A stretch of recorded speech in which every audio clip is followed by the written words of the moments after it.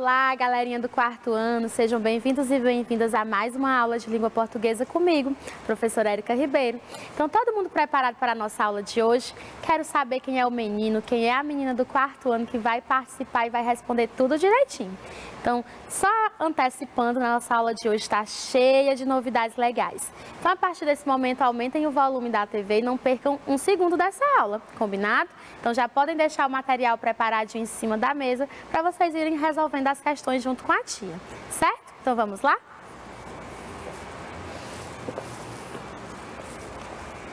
Então, pessoal, na nossa aula de hoje, iremos dar continuidade à revisão do gênero que já estávamos estudando, que é o conto de suspense, certo? Então, vamos lá? Antes da gente iniciar a revisão desse gênero que eu já sei que vocês adoram, a tia vai explicar como será feita a leitura de hoje, que é da fluência da semana, que é a leitura em voz alta, ok? Então, hoje vocês realizarão uma leitura em voz alta do texto Hábitos Saudáveis. A leitura em voz alta é excelente para ajudar na concentração, pois o leitor fica mais atento ao que está escrito e à forma de pronunciar as palavras. Esta aproxima o leitor e o ouvinte do universo da leitura. Então, ao realizarem a leitura em voz alta, convidem suas famílias para assistirem às suas apresentações. Divirtam-se e leiam quantas vezes vocês conseguirem. Então, já pensou que legal? Esse momento da leitura com a família de vocês? Então aproveitem esse momento, chama o papai, chama a mamãe, chama o irmão, para eles ouvirem como vocês leem maravilhosamente bem, certo? Então aqui temos um exemplo do aluno Micael de Barros, da Escola Municipal Parque Tararé. O Micael é aluno da tia Érica. Então o Micael é um leitor que ele adora ler todo tipo de texto, certo? Então, ele está aqui demonstrando como fazer o momento da leitura em voz alta. Então, parabéns para o Micael, um príncipe, não é? Um beijo. Muito obrigada pela participação. A tia adora quando vocês enviam essas fotos. A tia fica encantada. Então, quando vocês quiserem aparecer aqui no momento da leitura ou no momento do desafio, é só pedir aos professores de vocês que enviem a foto para a tia Érica, que eu vou colocar aqui com o meu coração cheio de alegria. Certo? Então, mais uma vez, um beijo, Micael. Saudades, não é? E hoje vocês farão uma leitura em voz alta, certo? Então, vamos treinar essa leitura em voz alta? Hoje vocês farão a leitura em voz alta do texto Hábitos Saudáveis. Então, para vocês já irem começar treinando, para depois vocês lerem com a família de vocês. Vamos ler juntinho com a tia? Então, 1, 2, 3 e já!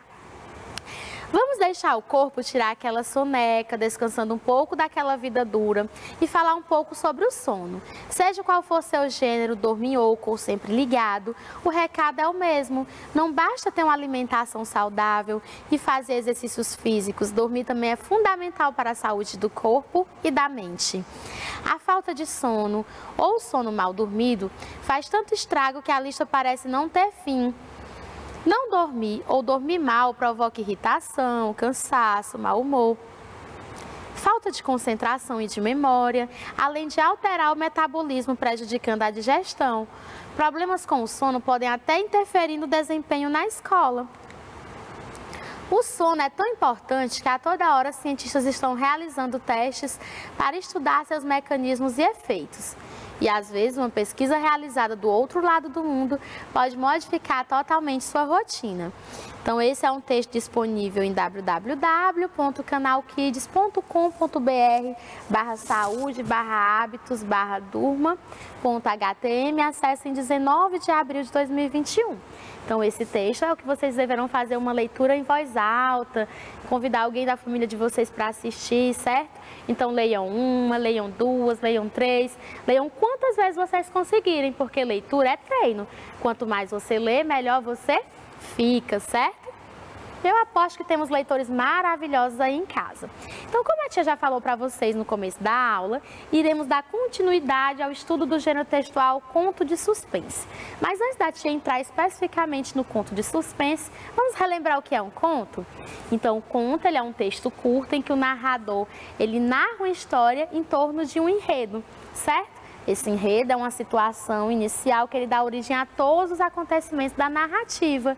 Então, o conto, por ser um texto curto, ele acontece em poucos lugares e com poucos personagens, justamente por ser uma narrativa breve. Então, há vários tipos de contos, como os contos de humor, os contos psicológicos, os contos de suspense, que é o que estamos estudando, os contos de fada, os contos de terror, entre outros, certo? Então, como a tia já falou, o conto ele é um texto narrativo, ele narra uma história por meio de uma sequência de acontecimentos. Então, vamos relembrar um pouco mais da estrutura de um conto. Então, o conto, ele conta, ó, o trocadilho, o conto conta com a apresentação do enredo, que é a introdução, onde há uma ambientação dos personagens que fazem parte daquela história, do tempo em que ocorreu, do local, certo? É apresentada uma situação inicial. O desenvolvimento dos acontecimentos, que é o desenvolvimento da história. Então, nesse momento é onde os fatos da história vão se desenrolando. Então, esses fatos, eles giram em torno da situação inicial que foi apresentada ou do problema que será apresentado na história, que é quando acontece algum problema na história, certo? E o clímax, que é o ponto ápice da história, é o ponto do problema máximo da história, é quando o problema chega no seu ponto máximo, certo? E por fim, o desfecho, que é a conclusão, é como esse problema será resolvido, como os fatos da história serão desenrolados. Então, só relembrando, a introdução, o desenvolvimento e a conclusão. Muito bem. As características: possui um espaço delimitado. Então, como a tia já falou, por ser uma narrativa curta, uma narrativa breve, o espaço onde ocorre toda a história da narrativa é um espaço delimitado. Por quê? Porque é curto, é breve, então geralmente ocorre em uma praça, em um lago, em uma floresta, por exemplo, certo? O tempo é marcado, então é quando podemos saber em que tempo essa história ocorreu. Então, geralmente no conto, o tempo é marcado. Em outras narrativas, geralmente o tempo também pode ser indeterminado, quando não sabemos quando a história aconteceu. Como, por exemplo, quando eu digo era uma vez, mas que vez foi essa? Quando eu digo um certo dia, mas que dia foi esse, certo? Então, o tempo marcado ele pode ser dividido em cronológico, quando há uma sequência de dias, horas, meses e anos, uma sequência lógica, e um tempo psicológico, quando é um tempo decorrente da imaginação do narrador, da imaginação dos personagens envolvidos na história, certo? O narrador é quem narra a história, ele é quem conta a história. Então, esse narrador, ele pode ser um narrador observador, certo? Que ele narra a história, mas ele não participa da história, então ele conta a mesma em terceira pessoa. Pode ser um narrador personagem, que ele conta a história e ao mesmo tempo ele participa da história, então ele conta a mesma em primeira pessoa. Ou um narrador onisciente, que ele conhece os personagens, o local e todos os envolvidos naquela história, certo? Então, só relembrando, narrador observador, narrador personagem, narrador onisciente. O enredo é a situação inicial que dá origem a todos os acontecimentos que ocorrerão na narrativa, certo? Então, esse enredo ele pode ser linear, quando ele segue uma sequência lógica de introdução, quando há uma ambientação dos personagens, o tempo, o espaço, o desenvolvimento, que é o desenrolar dos fatos, onde é apresentado que os fatos vão se desenrolando com base na situação inicial que foi apresentada ou ainda num problema que pode surgir na história. E a conclusão, certo? O clímax, que é o ponto do problema máximo da história, e a conclusão, que é como esse problema será resolvido. Então, quando a história ela é contada assim, chamamos ela de linear. Quando ela também pode ser, o enredo pode ser não linear, quando a história pode ser contada do fim, do meio e depois ser apresentados os fatos que chegaram a ocorrerem aqueles acontecimentos, certo? Como foi que se desenrolaram aqueles acontecimentos. Então, o enredo ele pode ser linear, quando a história é contada com introdução, desenvolvimento e conclusão, ou não linear, quando a história começa do fim, começa do meio e depois que os fatos vão sendo desenrolados, certo?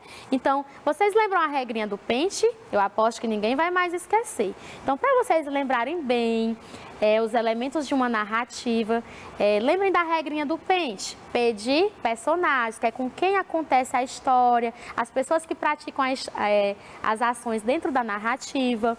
O E de enredo, certo? Que possui o início, meio e fim. O N de narrador, que pode ser um narrador observador, quando ele conta a história, mas ele não participa da história. Pode ser um narrador personagem, que ele conta a história e ao mesmo tempo ele participa da história como personagem. Ou um narrador onisciente, que ele apenas conhece os personagens e todos os fatos envolvidos naquela história, certo? O T de tempo, pode ser um tempo indeterminado, como a tia falou, quando não sabemos quando foi que ocorreu, ou um tempo marcado, que pode ser um tempo cronológico ou psicológico, e por fim o espaço, que é o local onde aquela história aconteceu, onde aconteceu, certo?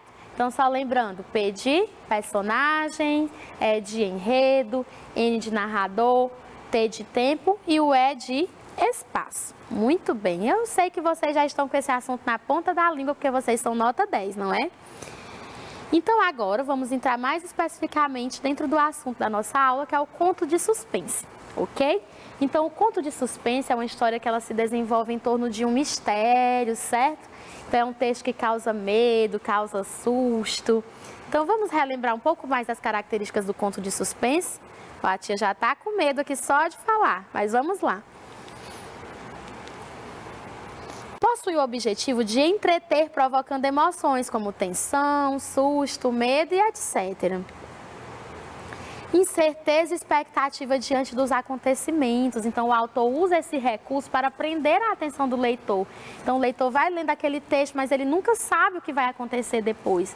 Então, esse é um recurso para despertar esse desejo no leitor de continuar a sua leitura até o final, certo? Então, o autor pode utilizar notícias inesperadas durante o texto, decisões, revelações que são feitas no decorrer do texto também, certo? E ele pode ser construído pela ação realizada, pelo ritmo em que se desenvolvem os fatos, ou pelas características dos personagens, ok? Então, é um texto que ele gira todo em torno de um mistério, certo? De revelações, de acontecimentos inesperados, como o próprio nome já diz, em torno do suspense, ok? Para o leitor nunca saber o que vai acontecer depois e assim sempre ficar curioso por essa leitura e assim fazê-la até o final. Então, para esse momento de suspense, para gerar essa expectativa no leitor acerca do que será abordado no texto, é preciso deixar de revelar alguns fatos e retardar seus desfechos. Então, alguns acontecimentos, eles demoram mais a ser revelados, justamente por esse fato, para causar esse suspense, essa expectativa no leitor sobre o que irá acontecer depois.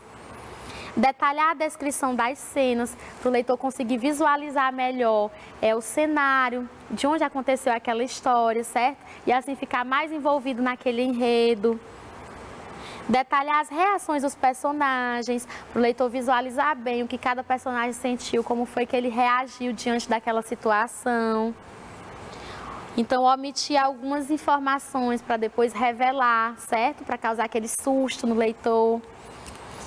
Então, o público-alvo, pessoas que se interessam por histórias que causam fortes emoções, como medo e susto.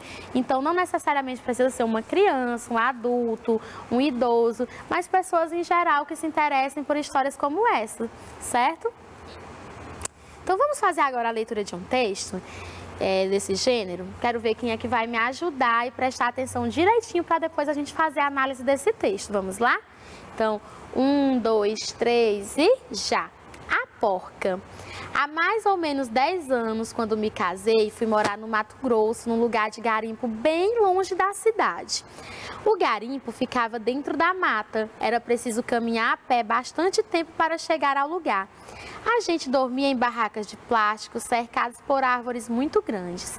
De noite, quando o vento batia no plástico dos barracos e nos galhos das árvores dava muito medo. Além de o lugar amedrontar, havia uma história que o povo da região contava que me deixava ainda mais assustada. Os garimpeiros diziam que naquelas matas existia uma porca muito grande que tinha parido muitos porquinhos. A porca assustava quem andava por estradas e trilheiras da região. Muita gente dizia que já tinha visto os bichos. Quando alguém andava sozinho no mato, a porca com seus filhotes aparecia e desaparecia na frente das pessoas. Diziam que era um espírito, uma assombração. Naquela época, ouvi no rádio que um homem tinha previsto que o mundo ia acabar.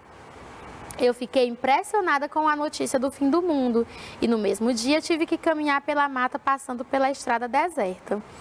Enquanto andava naquela trilheira rodeada de árvores altas e cheias de grutas, fiquei com muito medo. Eu achava que a qualquer hora a porca assombrava e seus filhotes, a porca assombrada e seus filhotes iam aparecer. De repente, ouvi um barulho de passos na mata bem perto de mim. Nem tive coragem de olhar para trás, nem para os lados. Fui caminhando quase sem respirar. Quando cheguei em casa, percebi que tive muita sorte, porque a porca não apareceu na minha frente, nem me atacou. Aí fiquei pensando se era mesmo a porca e seus filhotes que estavam me seguindo, ou se aquele não era o barulho do medo. Então é um texto de Cristina M.M. Tomás, de Boca em Boca, História de Todos os Cantos do Brasil, São Paulo, Salesianas 2002, página 79. Vocês gostaram da história da porca? Então tem algumas palavrinhas aqui para vocês relembrarem. Garimpo, que é o lugar onde se exploram pedras preciosas. Tinha parido, tinha dado à luz, e trilheiras, caminhos, tipos mais bem definidos de trilhas, certo? Então a tia agora quer ver quem foi que prestou atenção em todos os elementos da narrativa presentes nessa história. Vamos lá? Qual o título do texto, pessoal? Quero ouvir a resposta de vocês. Muito bem, a porca. O tempo da história determina quando a mesma aconteceu. Destaque uma expressão de tempo utilizada no texto. Então, qual foi uma expressão de tempo utilizada dentro do texto, lá no comecinho da história? Vamos lá? Então, há mais ou menos 10 anos, ok? Então, dá para saber mais ou menos quando foi que a história aconteceu.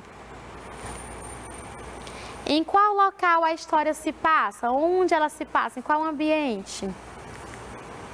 Então, em Mato Grosso, num lugar de garimpo, certo? Muito bem, estou gostando de ver. Questão 4. Descreva os detalhes do cenário do garimpo. Então, o autor ele apresentou vários detalhes tentando ilustrar como era tenebroso esse local do garimpo, não foi? Então, vamos ver? O garimpo ficava dentro da mata, era preciso caminhar a pé bastante tempo para chegar ao lugar. A gente dormia em barracos de plástico, cercado por árvores muito grandes. De noite, quando o vento batia no plástico dos barracos e nos galhos das árvores, dava muito medo. Então, o autor descreveu bem como era esse cenário do garimpo, justamente para o leitor poder visualizar como esse garimpo realmente era um lugar assustador, certo? 5. Quem a porca costumava assustar, segundo o autor? Então, a porca assustava quem andava por estradas e trilheiras da região. O narrador participa da história como personagem? Então, nessa história, é um narrador personagem, narrador observador? Então, acertou. Ele narra a história em primeira pessoa, pois ele participa da história, certo? Então, ele conta a história em primeira pessoa, porque ele, ao mesmo tempo que ele narra, ele vivenciou aqueles fatos. Questão 7. Que tipo de texto é esse? É um conto de fadas? É uma crônica? É uma notícia? Ou é um conto de suspense? E então, letra A, B, C ou D? Vamos lá? A tia não vai dar a resposta agora, quero ouvir vocês respondendo. Então, 1, 2, 3 e acertou quem falou letra? Será? Acertou quem falou letra D. É um conto de suspense, certo? Envolvido em torno de um mistério, que era o mistério da porca, ok? Questão 8. Para que serve um conto de suspense, pessoal? Com qual intuito um texto como esse é produzido? Qual o seu objetivo? Então, possui o objetivo de entreter, provocando emoções como tensão, susto, medo e etc. Tente imaginar se você também ficaria com medo. Então, pessoal, essa é uma resposta pessoal. Mas se essa história acontecesse com vocês ficariam com medo? A tia ficaria com muito medo. Deixa eu nem voltar mais nesse garimpo. Mas e vocês, ficariam com medo? Então, essa é uma resposta pessoal, certo? Cada um reagiria de uma maneira diferente. Agora, vamos para uma curiosidade? Já que estamos falando de contos de suspense, histórias que causam medo, susto, tensão, a tia trouxe uma curiosidade de um bichinho que ele é muito utilizado nessas histórias, às vezes.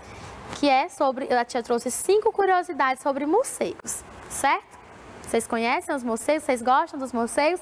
Então eu aposto como tem informações aqui que vocês nunca imaginaram. Assim como a tia, quando leu, também nunca imaginou, certo? Então, os morcegos, amigos dos dinossauros. Os morcegos são um dos animais mais antigos da Terra. O fóssil do mamífero mais antigo encontrado data de aproximadamente 50 milhões de anos. Eles representam cerca de 20% dos mamíferos e são os únicos que possuem asas. Então, olha que legal. Os morcegos conviviam junto com os dinossauros de acordo com o primeiro fóssil que foi encontrado. Vocês sabiam disso? Eu também não. Achei muito legal essa informação. Vamos ver a segunda curiosidade? 1, 2, 3 e já! Posicionamento curioso do morcego. Você sabe por que os morcegos ficam de ponta cabeça?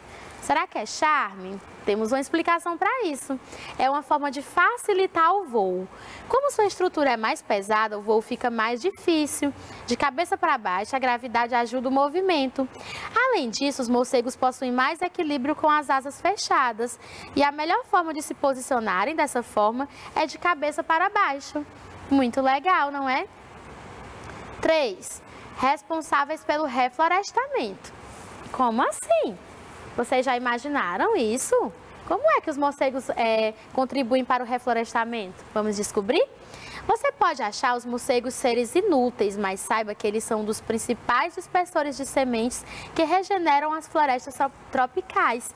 Quando os morcegos que se alimentam de frutas comem, as sementes são espalhadas através de seus excrementos. Eles podem espalhar sementes por centenas de quilômetros. Como as abelhas, os morcegos também são polinizadores. Muito legal, não é? Vocês sabiam essa informação? Eu também não. Achei bastante interessante. 4. Morcegos se alimentam de sangue humano? Então, vocês já devem ter visto muitos filmes que mostram os morcegos, não é? Se alimentando do sangue humano, que eles são perigosos. Então, vamos saber se essa informação é verídica? Apenas 3 espécies de morcegos são hematófagas, ou seja, alimentam-se de sangue, sendo que existem mais de 1000 espécies desses mamíferos no mundo. Esse número é bem pequeno, então você não precisa se preocupar com isso. Na América do Sul existe o morcego vampiro, que é uma espécie bem pequena. Elas se alimentam de animais e pequenos insetos. A maioria dos animais não se alimentam dessa substância porque ela é pobre em nutrientes, vitaminas e glicídios. Então podem ficar mais aliviados, certo? Que essa informação, existem poucas espécies de morcegos que se alimentam de sangue, certo? Sendo que existem mais de 1000 espécies. Então, essa é mais uma informação que não é totalmente real, certo? E por último, das 5 curiosidades, a tia trouxe uma informação sobre hibernação. Os morcegos vivem em diversos locais, com biodiversidades diversas. Em locais frios, por exemplo, eles têm uma forma de sobrevivência curiosa, a hibernação. Isso acontece quando há uma baixa oferta de alimentos. Os animais podem passar até 3 meses dormindo. Durante a hibernação, os morcegos baixam a temperatura corporal e os batimentos cardíacos para reduzir a energia e, consequentemente, sobreviver desta maneira, certo? Então, vocês conhecem muitos morcegos por aí que dormem muito? Então, os morcegos realmente dormem muito, né? Alguns deles podem passar até 3 meses dormindo. Muito legal! Vocês sabiam essas informações? Então, eu adorei as curiosidades. E vocês, gostaram? Então, pessoal, A partir desse momento, a tia vai dar um intervalo para vocês irem tomar uma água, ir ao banheiro e voltarem rapidinho para o nosso segundo momento da aula de hoje, que ainda teremos o momento da leitura, as questões e um desafio muito legal para vocês resolverem. Então, vão lá rapidinho e voltem rapidinho que eu espero vocês aqui. Até já!